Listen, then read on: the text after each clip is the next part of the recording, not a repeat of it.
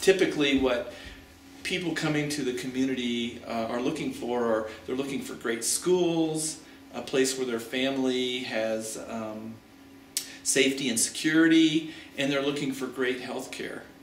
Having a strong hospital is just so important, and we have to think about how we balance our country's budget on the backs of Medicare or Medicaid, and that has a very real impact on the jobs and the sustainability of the programs and services we provide. If you look at all the patients that we serve in our hospital, they really fall in, from a payment point of view, they fall in about 5 categories, 4. Medicare services, which are predominantly services for the elderly, people over 65, which isn't necessarily elderly anymore, but for people over 65, that's about 36 or 7% of our business. So of all the patients we take care of and the revenue associated with that, about 37% of that is Medicare. Medicaid, which was started in 1965 at the same time Medicare was, is a sister program predominantly for low-income people, which in our valley there's a lot of folks who need help and assistance in affording health care.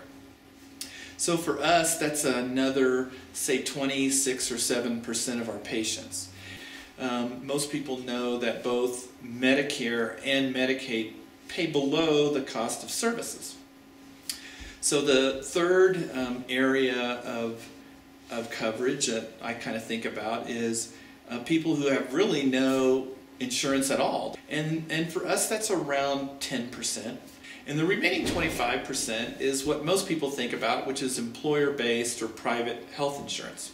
They are the ones that pay a lot more than our costs. And so what happens in healthcare, and especially with hospitals, is this idea of cost shifting, where a lot of folks who come to us and receive care aren't able to pay us, or the arrangements are such that they don't pay us as much as we cost.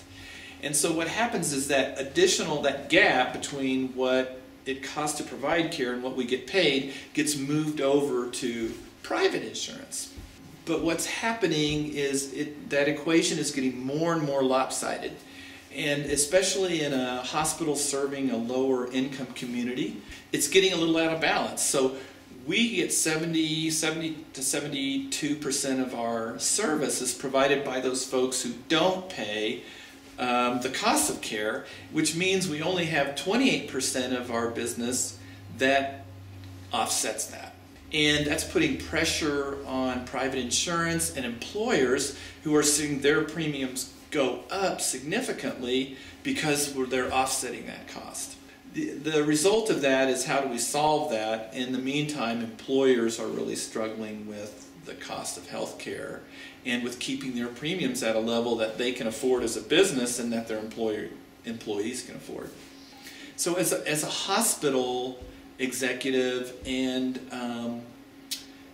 someone who's thinking about the health of our community and how we can get broad access to care, and also as a member of the American Hospital Association board, we took a strong position in favor of the Affordable Care Act because of its expansion of coverage. To bring 30 to 35 million more people into a health plan where they had a card and they could get primary care and they could get their injuries or illnesses, or even just their preventive and wellness checks in a timely way, is just a huge advantage to community health.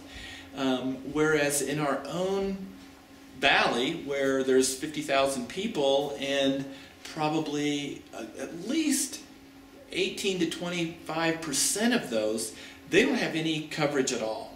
So they're using the emergency room as primary care, or they're waiting too long, and they're suffering as a result. We think it's a much better model to bring people into some kind of coverage so that they feel confident about going to the doctor and confident about going to their primary care physician or mid-level and getting an illness taken care of early while it's still not a threat, it's still easy to treat and to take care of rather than waiting too long. So if you are thinking about these kinds of issues and you want to take action on them, there's a couple of things that all of us as citizens can do. First, I think, is just getting better informed. And healthcare is a difficult and a complicated industry. It's hard to understand, and there's a lot of moving parts. So there's some resources for you to learn more about how healthcare works, but also about how the Affordable Care Act, what does it have in it and what does it not have in it. One of the things that's been created in our community is a website and a resource center called sanluisvalleyhealth.org.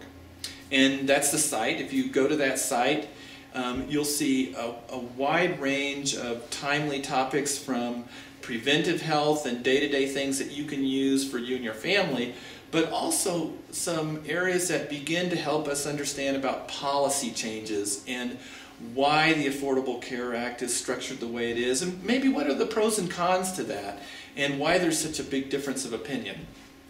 The other area that I think is important for all of us is advocacy to our elected officials. You know, the changes in Medicare and Medicaid are going to affect everyone, not just the people in that program, because as Medicare and Medicaid changes and is cut, for example, then people in private health insurance are going to see their costs rise. So it's important, no matter what you think about health reform or how we ought to solve this problem, to make your voice heard. So no matter what your view, if you think we ought to take a more conservative position, if we ought to push for one legislation or another, I think it's important for our legislative officials to hear you and to know what your preference is and how to solve this. Because any direction we take is going to affect all of us.